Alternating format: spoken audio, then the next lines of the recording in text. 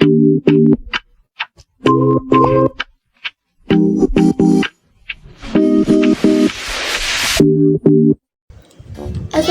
warahmatullahi wabarakatuh. Jadi teman-teman, adanya saya di sini itu ingin menjelaskan apa saja sih yang saya peroleh selama saya melakukan aktivitas pembelajaran bab 1 sampai bab 4 di pelajaran informatika. Oke, jadi setelah mempelajari keempat bab ini, saya jadi tahu cara mengaplikasikan Excel dan Word ke dalam kehidupan sehari-hari saya.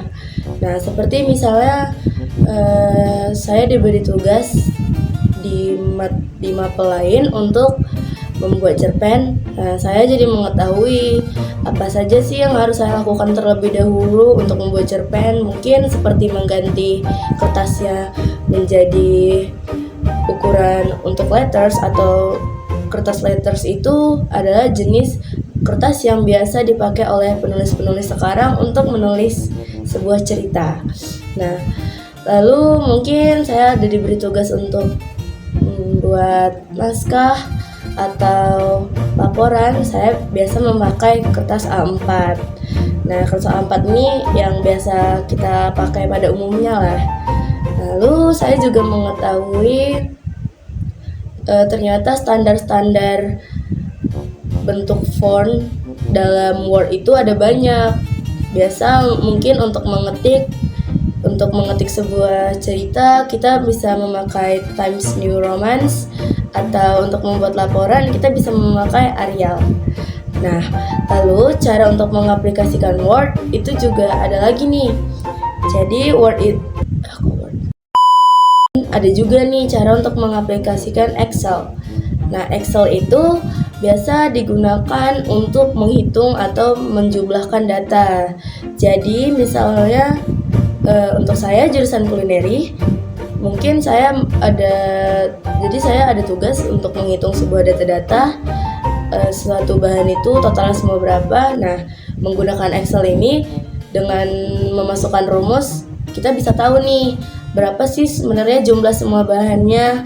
Jadi kita tidak perlu untuk menghitungnya satu-satu lagi, tinggal memasukkan rumus. Nah, dalam pembelajaran saya dari bab 1 dan sampai bab 4 itu saya juga mengetahui apa itu pengertian informatika, manfaat jika kita belajar informatika, lalu juga apa aja sih keuntungan kita belajar informatika, lalu juga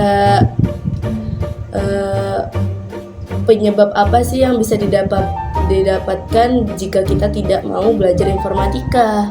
Nah, ini kita pelajari semua dari bab 1 sampai bab 4. Nah, selama pembelajaran buku mandiri, saya jadi mengetahui nih perkembangan informatika ternyata itu masih terus berlanjut hingga sekarang. Dari mulai perkembangan 1.0 hingga perkembangan 4.0. Nah, contoh perkembangan konsep revolusi 4.0 itu mungkin seperti yang populer pada zaman sekarang, yang lagi populernya nih, itu teknologi AI atau artificial intelligence dan cloud computing, ada juga big data dan banyak lainnya. Nah, kita lanjut ke bab 2. Di bab 2 ini kita masuk ke cara berpikir komputasional. Di bab ini saya juga mengetahui apa itu cara berpikir komputasional dan juga 4 dasar cara berpikir komputasional, yaitu ada abstraksi, dekomposisi, pengenalan pola, dan juga penulisan algoritma. Dan juga mempelajari macam-macam penulisan algoritma, yaitu ada algoritma searching atau algoritma pencarian, dan juga ada algoritma pengurutan, yaitu algoritma sorting. Lanjut ke bab 3. Pada bab ini kita mempelajari tentang integrasi antar aplikasi Microsoft Office dan tata cara melakukannya. Lalu juga mempelajari fitur-fitur tingkat lanjut pada Microsoft Office. Beberapa fitur tingkat tinggi itu ada seperti cara memasukkan data secara otomatis pada Microsoft Word, lalu membuat surat masal di Microsoft Word, dan lain sebagainya. Saya juga mempelajari bahwa melakukan pencarian informasi di internet zaman sekarang itu lebih mudah dikarenakan perkembangan informatika dan teknologi zaman sekarang yang lebih canggih. Seperti melakukan pencarian dengan gambar, dengan suara, atau dengan keyword. Nah, kita lanjut ke bab 4. Di bab ini kita belajar tentang sistem komputer. Sistem komputer ternyata memiliki 3 komponen utama, yaitu ada software, hardware, dan juga brainware. Software ini adalah perangkat lunak, hardware ini adalah perangkat keras, dan brainware ini adalah server. Jadi, brainware inilah yang mengatur segala sesuatu dan segala proses yang ada di komputer.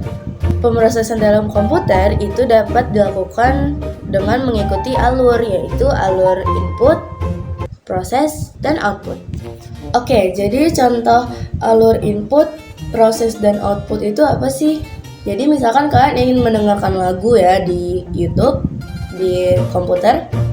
Nah, itu kalian ketik melalui keywordnya, lalu akan diproses oleh komputer dan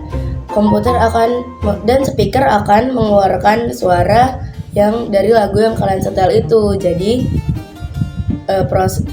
inputnya itu ada di kalian pas ketik keywordnya, lalu diproses oleh komputer, dan outputnya itu adalah suara yang kalian dengarkan dari komputer tersebut. Nah, di bab ini juga dijelaskan nih macam-macam hardware, software, dan juga brainware. Di bab ini kita juga mempelajari nih apa itu sistem operasi dan juga drive berserta fungsinya. Oke, jadi untuk perbaikan saya atau evaluasi diri saya dalam belajar informatika mungkin di semester kedepannya atau ketika saya belajar informatika lagi, itu saya harus berusaha lebih baik dalam mengingat dan juga mempelajari cara-cara pengaplikasian Word ataupun Excel dalam kehidupan sehari-hari saya. Oke, mungkin itu sudah cukup untuk apa yang ingin saya jelaskan kepada teman-teman. Semoga teman-teman mengerti dan maaf bila saya ada salah-salah kata dan perkataan saya yang belibet. Oke, wassalamualaikum warahmatullahi wabarakatuh. Bye-bye.